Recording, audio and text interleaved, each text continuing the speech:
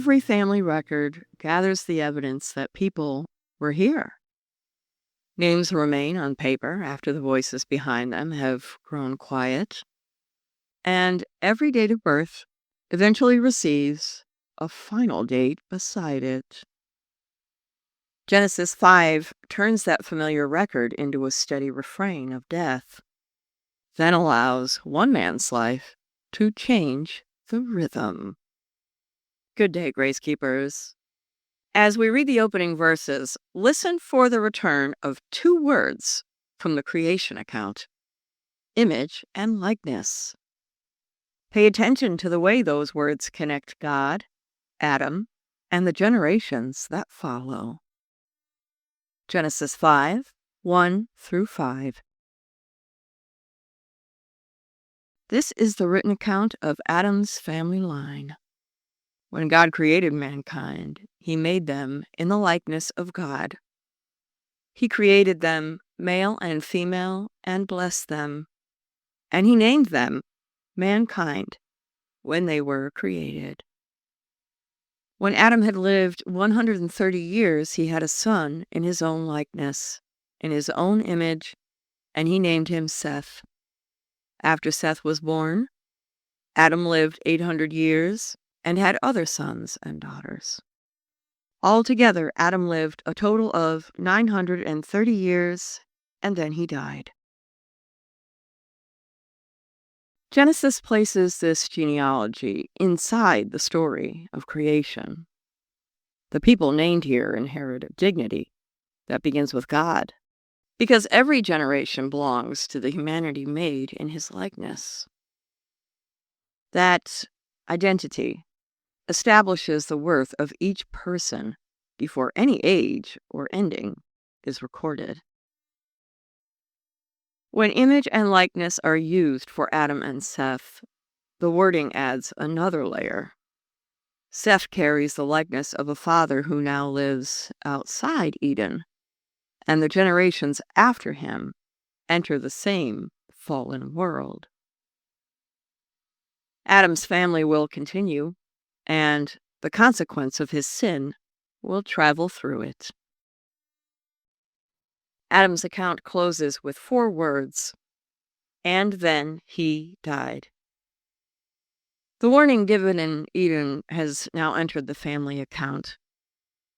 Seth becomes the father of Enoch, and the family continues through Kenan, Mahalalel, and Jared.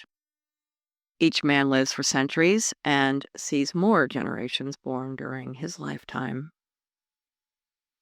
Genesis lets the pattern carry the weight of these years. The ages and names change while the ending remains the same, and then he died.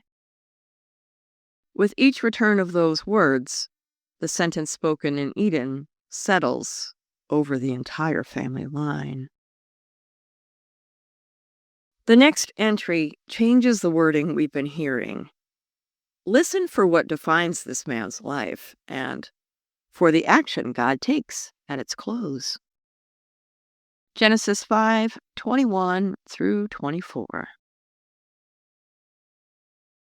When Enoch had lived 65 years, he became the father of Methuselah. And after he became the father of Methuselah, Enoch walked faithfully with God 300 years and had other sons and daughters. Altogether, Enoch lived a total of 365 years. Enoch walked faithfully with God. Then he was no more, because God took him away. Very different than what we've been hearing, and then he died. This time, God took him away. Walking faithfully with God describes the course of Enoch's life. His account also receives a different ending. God takes Enoch, interrupting the repeated sentence of death, and revealing that death itself remains under God's authority. Hebrews 11:5 gives us the New Testament explanation of Enoch's departure. It says, "By faith Enoch was taken from this life so that he did not experience death. He could not be found, because God had taken him away. For before he was taken, he was commended as one who pleased God. Hebrews gives the earlier phrase its full meaning. Enoch's walk with God was a life of trust. That faith continued through the 300 years Genesis records after Methuselah's birth.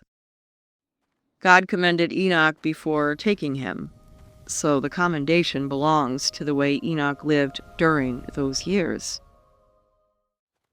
Methuselah's life carries the family's line forward to Lamech, the man who will name, you guessed it, Noah.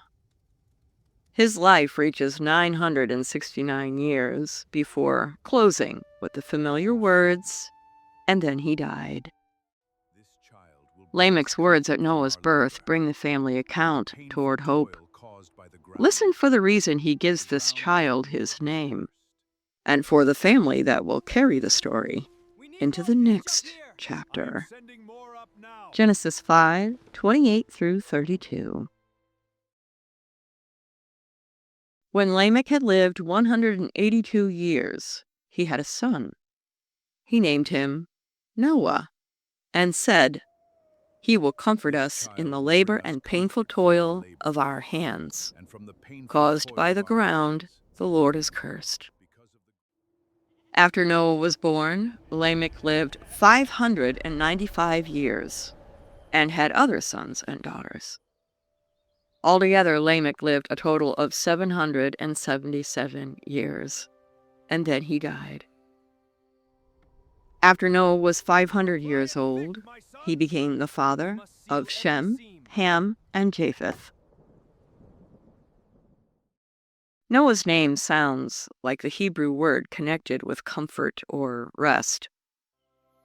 That word carries Lamech's longing for relief from a burden his family has known since Eden.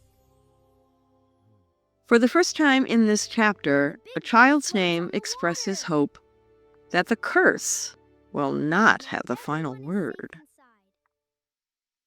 Lamech is looking beyond his own lifetime. The naming of Shem, Ham, and Japheth gathers the household that will enter the flood story.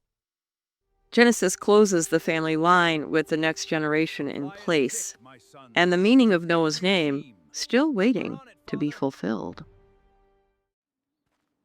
Genesis records Enoch's years in only a few lines, yet his relationship with God defines them. The chapter leaves most of those years unspoken, allowing that one description to gather his whole life. Walking faithfully with God takes shape in the present day. His word guides the decision in front of us, and repentance brings us back when we wander. Over time, those ordinary acts form a life centered upon the God we follow. Genesis gives us the answer carried by this genealogy. Every generation bears the consequence of death, and God still receives the person who walks faithfully with him. Before you leave today, think about the moment the repeated words, "and then he died," reach Enoch. What does Enoch's ending reveal about God after hearing those words again and again? Share your answer in the comments so we can think through this passage together. Tonight's assignment: read Genesis 6:1 through 8 and pay attention to what God sees in humanity and to the one who finds favor in his eyes. If you need a full-size Bible of your own, email me at info@dailydoseofgod.org. Put the word Bible in the subject line, include the address you want it sent to inside the United States, and the first name, age, and sex of the person getting the Bible. We would be honored to send you one, as I said, anywhere inside the United States. Right now, our schedule is Monday, Wednesday, and Friday. That is probably temporary, but that's what I can handle right now, doing everything on my own. So we will face the sons of God and the Nephilim as human wickedness deepens and God's judgment draws near. I'll see you there.